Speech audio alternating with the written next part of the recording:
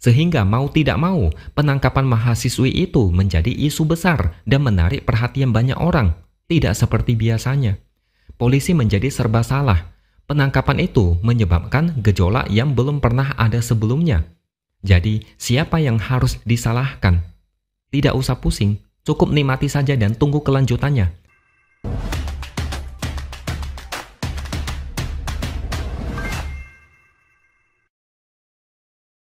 Halo, bertemu lagi dengan saya, X Hardy, di Opini Seaworld. Sekarang sedang heboh meme AI, di mana kalian pasti sudah tahu, di meme itu, gambar Prabowo dan Jokowi dibuat seperti sedang melakukan ciuman. Sebenarnya, saya sudah pernah melihat meme itu di Twitter beberapa waktu lalu. Waktu itu belum heboh, dan saya sempat berpikir, yang menyebarkan meme ini cuma tinggal menunggu waktu sebelum ditangkap. Karena biar bagaimanapun, meskipun berdalih dengan alasan kebebasan berekspresi, saya rasa ini sudah berlebihan dan agak ekstrim. Dan ternyata memang benar bahwa baru-baru ini pembuat meme itu menjadi tersangka dan ditahan. Ternyata pelakunya adalah seorang mahasiswi dari ITB. Seharusnya ini kasus yang mirip seperti sebelum-sebelumnya. Pelaku share konten tidak pantas, kemudian menjadi tersangka, ditangkap, ditahan, dan divonis atau ada juga yang bebas. Tapi kasus yang menimpa mahasiswi ITB ini agak beda. Ada anomali yang tidak pernah ada sebelumnya. Ternyata mahasiswi ini mendapat cukup banyak simpati dan dukungan. Beberapa hari lalu saya sempat baca-baca konten di media sosial, ada banyak yang membahas isu ini. Bagi saya, bukan hal yang aneh kalau dia ditangkap, karena apa yang dia lakukan sudah masuk kategori ekstrim. Tapi herannya, ada banyak simpati yang mengalir. Sejumlah ahli hukum menilai penangkapan mahasiswi ITB ini adalah tidak tepat. Kalau menurut pengajar hukum pidana Universitas Trisakti, penahanan itu tindakan yang berlebihan dan konyol. Sementara itu, pengajar hukum pidana dari Universitas Mula Warman, dia mengatakan postingan meme bisa dijerat Undang-Undang ITE, tapi tergantung isinya. Kalau isinya tentang kesusilaan, bisa berpotensi melanggar. Tapi untuk kasus ini, dia berpikir tidak perlu sampai ke ranah pidana. Menurut dia, aparat penegak hukum seharusnya tidak perlu terlalu agresif merespon meme itu ke ranah pidana, karena akan berdampak buruk terhadap kebebasan berekspresi dan demokrasi. Kemudian dari Ketua Yayasan Lembaga Bantuan Hukum Indonesia atau YLBHI, dia mengatakan penangkapan mahasiswi ITB itu menyalahi KUHP dan Undang-Undang ITE. Alasannya adalah lembaga negara atau pejabat publik bukan entitas yang dilindungi oleh Undang-Undang ITE. Lagi pula, baru-baru ini sudah keluar putusan dari MK yang menyebut keributan di media sosial bukan tindak pidana.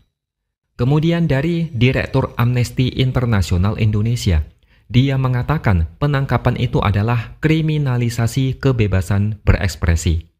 Bahkan istana sendiri sudah memberikan statement, anak muda semestinya cukup dibina dalam mengutarakan pendapat, tidak perlu sampai diganjar hukuman. Istana juga memastikan Prabowo bukan orang yang melaporkan pembuat meme ciuman itu. Jadi sekarang kalian bisa menerka-nerka siapa yang melaporkan. Kalau bukan dia, siapa lagi? Ketua Komisi 3 DPR Habibur Rahman yang adalah politikus Gerindra mengajukan diri menjadi penjamin untuk kebebasan mahasiswi itu. Mungkin bagi sebagian dari kalian ini agak anomali karena penyebar meme kontroversial tapi bisa mendapat banyak dukungan. Nah, yang menarik adalah netizen di media sosial cukup banyak menyenggol nama Fufu Fafa. Jadi begini, menurut mereka, mahasiswi yang membuat meme itu bisa dengan cepat ditangkap, istilahnya gerak cepat.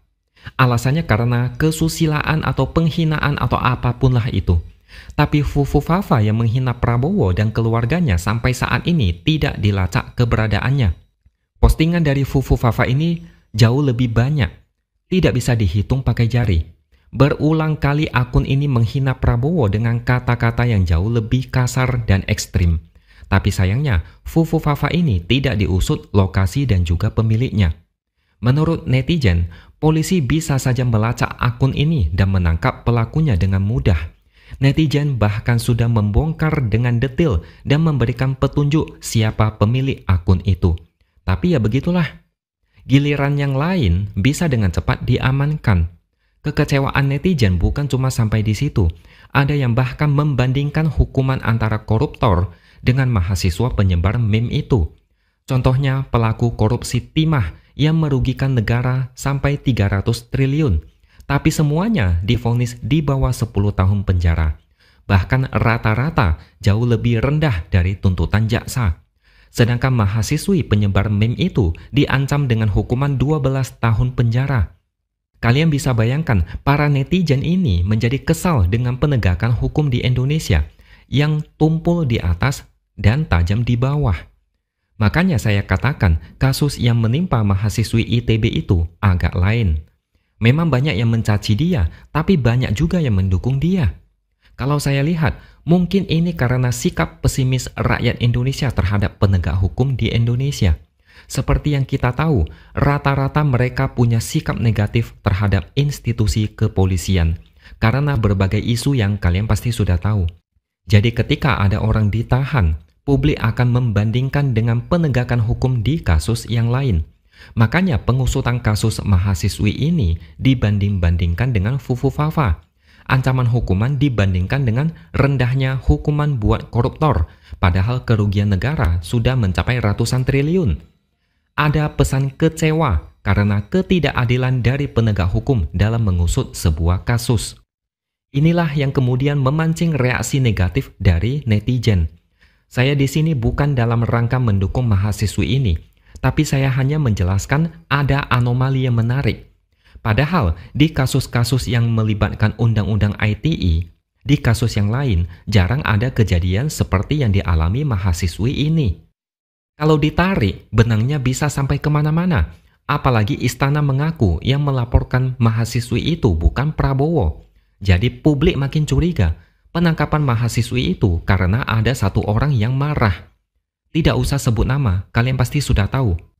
Dan lagi-lagi pemerintahan Prabowo yang kena getah karena dianggap otoriter. Ditambah lagi ada banyak kasus penindakan ala otoriter terhadap kebebasan berekspresi. Semua itu terakumulasi menjadi satu dan membuat sebagian orang reaktif sehingga mahasiswi ini mendapat banyak simpati atas kasus yang menimpa dia. Saya yakin kalau kasus ini terjadi beberapa tahun ke belakang, jarang ada yang mau membela. Mayoritas pasti akan mencaci dan memaki. Yang terjadi saat ini adalah tuntutan dari masyarakat agar penegak hukum adil dan tidak pandang bulu, serta sanksinya harus adil dan sesuai tingkat perbuatannya. Tapi yang kita lihat sekarang ini adalah hukum seperti dijadikan alat politisasi. Belum lagi ada istilah partai coklat atau parcok. Ada lagi satu orang yang diejek sebagai ketua umum partai coklat. Sehingga mau tidak mau, penangkapan mahasiswi itu menjadi isu besar dan menarik perhatian banyak orang. Tidak seperti biasanya. Polisi menjadi serba salah. Penangkapan itu menyebabkan gejolak yang belum pernah ada sebelumnya. Jadi, siapa yang harus disalahkan? Tidak usah pusing, cukup nikmati saja dan tunggu kelanjutannya. Oke? Sampai di sini dulu opini dari saya. Subscribe channel ini supaya makin berkembang dan jangan lupa tuliskan komentar di bawah. Terima kasih sudah menonton dan sampai jumpa lagi di lain kesempatan.